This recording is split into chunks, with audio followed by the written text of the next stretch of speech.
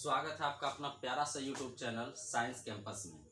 आज हम प्रतिरोधों के श्रेणी क्रम और समांतर क्रम के लिए व्यंजक प्राप्त करेंगे, ठीक है ना।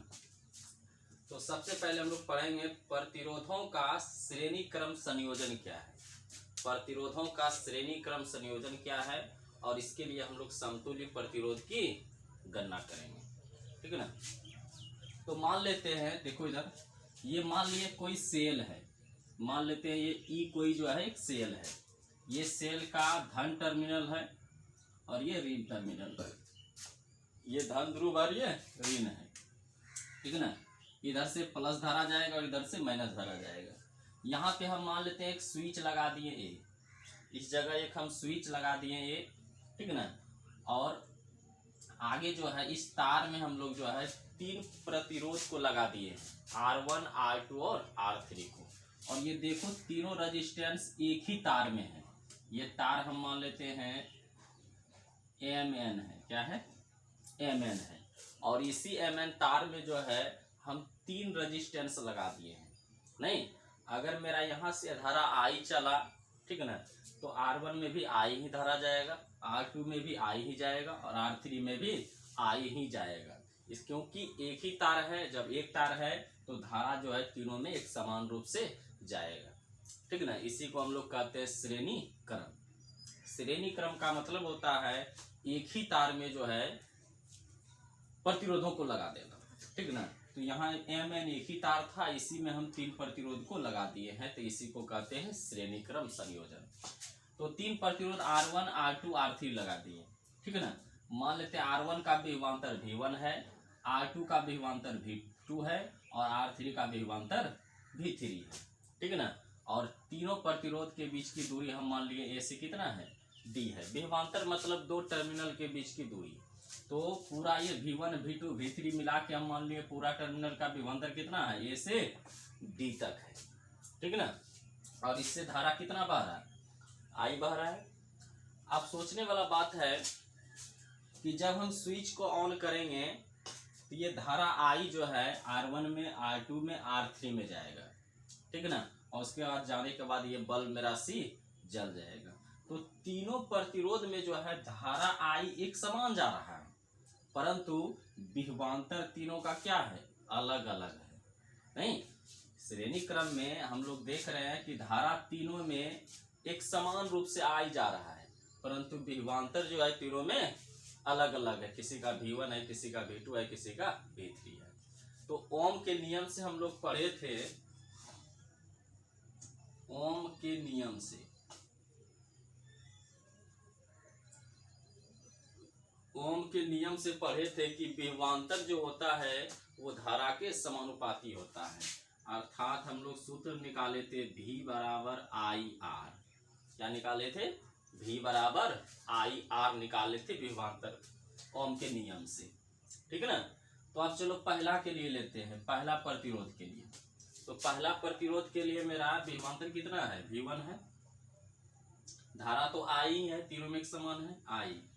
अब प्रतिरोध मेरा है R1, तो V1 बराबर हो गया IR1। अब दूसरा प्रतिरोध के लिए लेते हैं। दूसरा प्रतिरोध का विभवांतर मेरा V2 है और धारा समान है I ही है और प्रतिरोध कितना है मेरा R2 है। तीसरा के लिए लेते हैं, तीसरा प्रतिरोध के लिए विभवांतर मेरा V3 है, I और प्रतिरोध R3 है। नहीं, अब ऐसा करते हैं, इसको संयुक्त रूप में जोड़ देते हैं। संयुक्त रूप में, संयुक्त रूप में इसको हम जोड़ देते हैं, ठीक ना। तो संयुक्त रूप में क्या हो जाएगा, V1 plus V2 plus V3, इधर क्या है IR1 plus IR2 plus IR3, ठीक है ना। इसको मान लिए IR1 plus IR2 plus IR3, ठीक। अब V1 plus V2 plus V3 को हम डायरेक्ट लिख सकते हैं A से D तक, क्योंकि इन दोनों तीनों विभवांतर के बीच की दूरी कितना है, A से D है। तो हम V1 plus V2 plus V3 को लिख सकते हैं A से डायरेक्ट D तक लिख सकते हैं। तो हो गया VA2D, ए से डी तक। आई तीनों में क्या कॉमन आ रहा है, आई मिल रहा है, तो आई निकाल लिए। तो यहाँ बचा R1 plus R2 plus R3, ठीक ना। R1 plus R2 plus R3 हो गया। इसको मान लो समीकरण फर्स्ट मान लेते हैं, ठीक, यहाँ तक कोई दिक्कत नहीं। अब जो है इन तीनों प्रतिरोधों को हटा करके हम इसके स्थान पर एक बड़ा प्रतिरोध लगाएंगे, ठीक ना। इन तीनों प्रतिरोधों को हटा करके इसके स्थान पर एक हम बड़ा प्रतिरोध लगाएंगे, ठीक ना, ताकि तीनों मिल करके जितना धारा का विरोध करता था वो अकेला ही उतना विरोध कर दे, तो उसी को हम लोग कहेंगे समतुल्य प्रतिरोध कहेंगे, ठीक ना। तो लिखेंगे नीचे कि यदि तीनों प्रतिरोध को हटाकर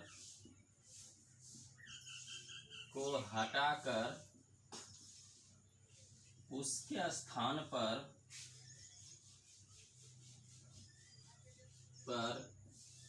एक बड़ा प्रतिरोध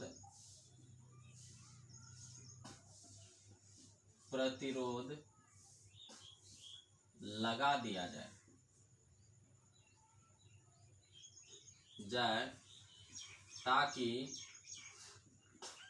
धारा के मान में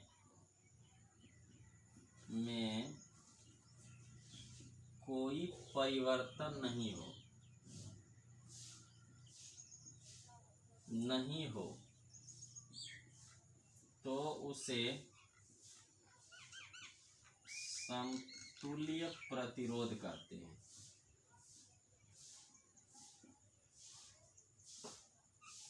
समतुल्य प्रतिरोध कहते हैं।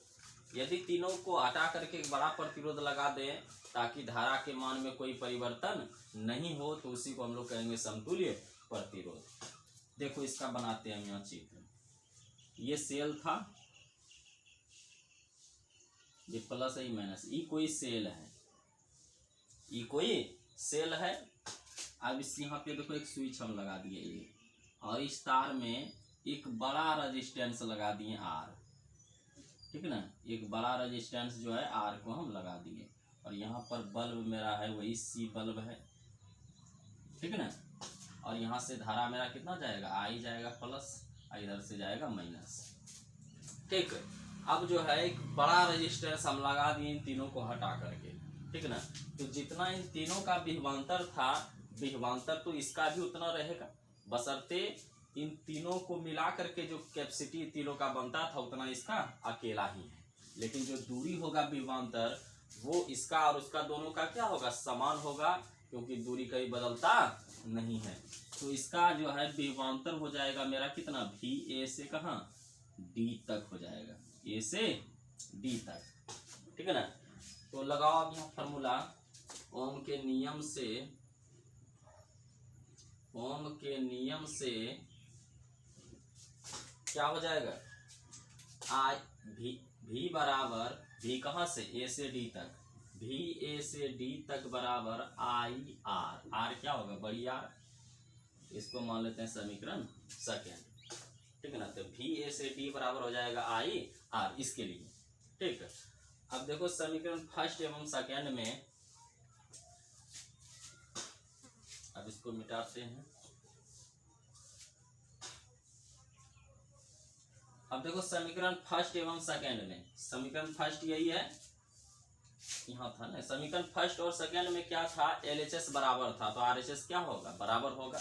तो समीकरण सेकेंड का RHS क्या है, IR है। अब फर्स्ट का क्या था, I ब्रैकेट में R1 plus R2 plus R3। अब ये I कट गया तो R बराबर हो गया R1 plus R2 plus R3। यही जो है श्रेणी क्रम में संयोजित प्रतिरोधों का समतुल्य प्रतिरोध है। तो इसको लिख देना S सीरीज, नहीं तो श्रेणी क्रम में संयोजित प्रतिरोधों का समतुल्य प्रतिरोध R सीरीज बराबर होता है R1 plus R2 plus R3 plus R4 plus R5 होता है, ठीक है ना। यही हो गया समतुल्य प्रतिरोध का व्यंजक। उतार लो इसको।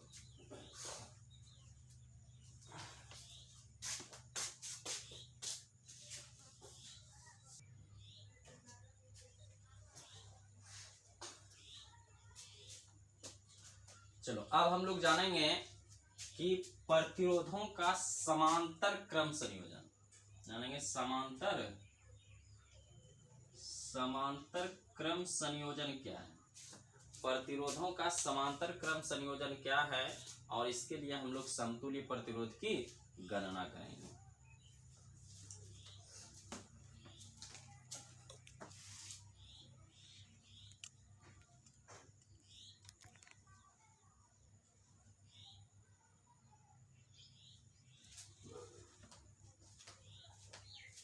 समतुल्य प्रतिरोध की गणना करेंगे, ठीक है ना। तो ये देखो, मान लेते हैं कि ये 3 प्रतिरोध मेरा, ये मान लिया कोई ई सेल है, और ये जो तार है एम एन, इसमें हम 3 प्रतिरोध को लगा दिए हैं। पहला ये है मेरा R1, ये R2 और ये R3, और तीनों को देखो यहां से इस टर्मिनल से 3 तारों में विभक्त कर दिया गया है, ठीक है ना। इस एक तार को जो है हम 3 तारों में विभाजित कर दिए हैं और तीनों में लगा दिए हैं, ठीक है ना। अगर संयोग से हम ये पहले वाले तार को काट दें तो फिर भी मेरा बल्ब सी क्या होगा, जलेगा, क्योंकि ये 2 तार से करंट जाएगा। अगर 2 ये बीच वाला काट दे फिर भी बल्ब मेरा जलेगा नहीं। तो समांतर क्रम का मतलब होता है कि धाराओं का कई तारों से होकर के गुजरना, उसी को हम लोग कहते हैं समांतर क्रम। मतलब एक तार काट भी देंगे तो फिर भी धारा जो है प्रवाहित होते रहेगा, उसी को कहेंगे समांतर क्रम, ठीक है ना। तो ये मान लेते हैं 3 प्रतिरोध R1, R2, R3 समांतर क्रम में संयोजित है, ठीक है ना। और इसका विभवांतर जो है मान लेते हैं कितना है, V है। अब देखो इसमें विभवांतर मेरा तीनों का एक समान है, नहीं, एक समान तीनों का प्रतिरोध है, तो इसका मतलब विभवांतर भी क्या होगा, एक समान है, ठीक है ना। ये दूरी जो है 2 बिंदुओं के बीच की दूरी जो है क्या आ रहा है, एक समान आ रहा है। इसका मतलब इसका विभवांतर जो है तीनों का एक समान है। अब देखो यहां से धारा मेरा I चला, I गया यहां तक, लेकिन यहां जाने के बाद यहां देखो धारा 3 भागों में बट गया। यहां से मान लेते हैं हम 10 एम्पियर धारा जा रहा था, ठीक है ना। तो जैसे ही आगे बढ़ा तो 3 तार मिल गया इसको, तो तीनों में धारा क्या हो जाएगा, बढ़ जाएगा। मान लेते हैं इसमें 4 एम्पियर गया, इसमें 2 एम्पियर गया, इसमें 4 एम्पियर गया, ठीक ना। तो तीनों तार में धारा बढ़ गया है, समझ में। तो हम मान लिए इसमें I1 गया, इसमें I2 गया और इसमें I3 गया। ये पूरा धारा मेरा I था, लेकिन यहाँ जाने के बाद तीनों क्या हो गया, ये धारा 3 भागों में बट गया। तो मान लेते हैं ये I1 है, I2 और I3, ठीक है ना। तो वही लिखेंगे हम लोग। A बराबर क्या है, यहाँ स्विच है, E बराबर सेल है, C बराबर बल्ब है, R1, R2 और R3 जो है प्रतिरोध है, I1, I2, I3 क्या है, धाराएं हैं, ठीक है ना। और V मेरा क्या है, विभवांतर है, ठीक। तो हम लोग लिखेंगे ओम के नियम से, ओम के नियम से। ओम के नियम से हम लोग जानते हैं कि ओम के नियम से I बराबर होता है V बटे R।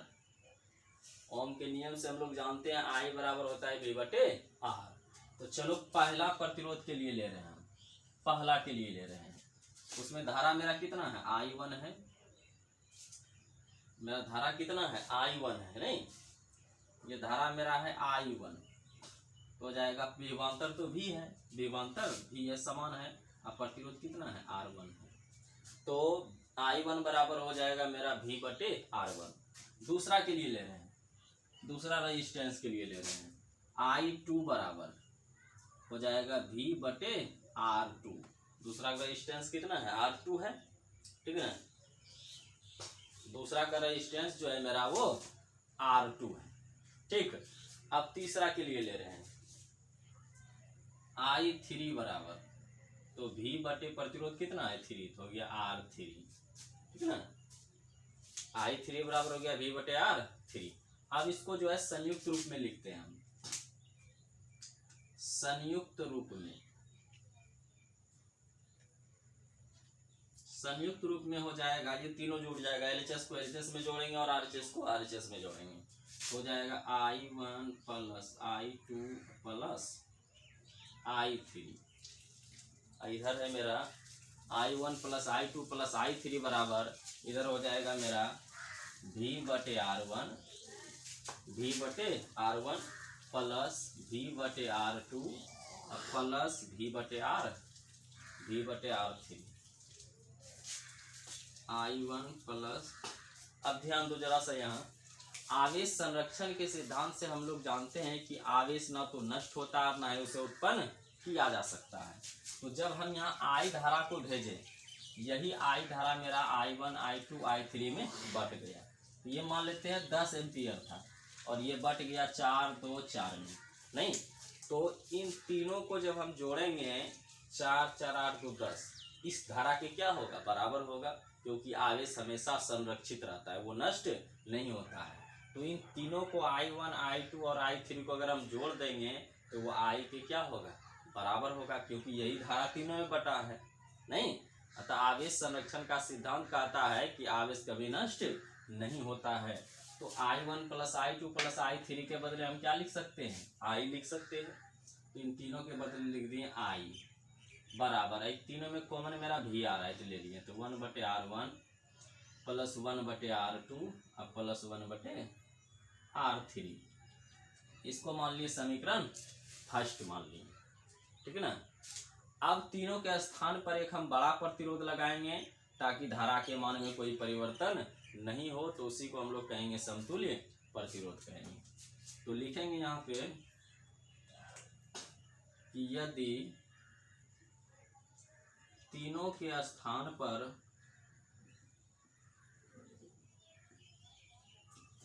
एक बड़ा प्रतिरोध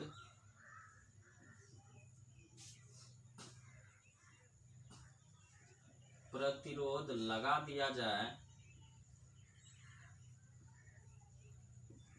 जाए ताकि धारा के मान में कोई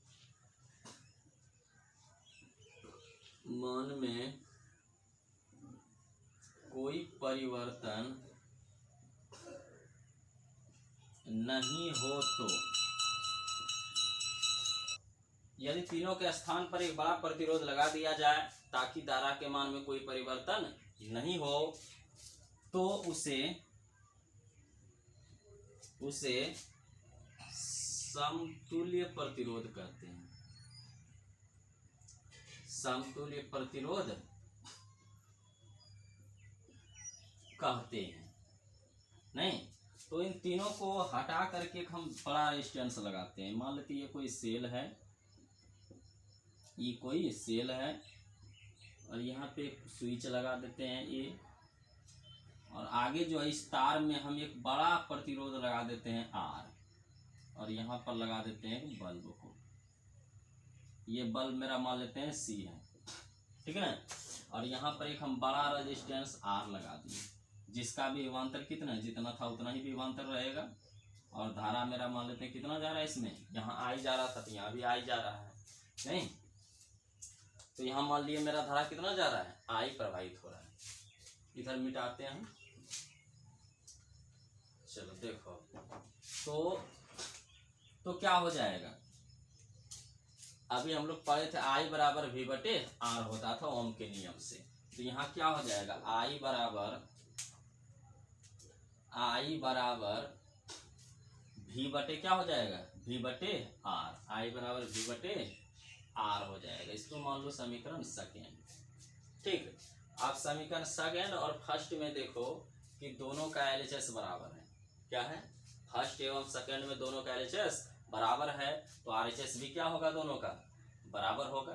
तो हो जाएगा V बटे R बराबर, इसका RHS है V 1 बटे R1 तो 1 बटे R2 प्लस 1 बटे R3, ये भी कट गया तो हो गया 1 बटे R पैरेलल बराबर 1 बटे R1 प्लस 1 बटे R2 प्लस 1 बटे R3।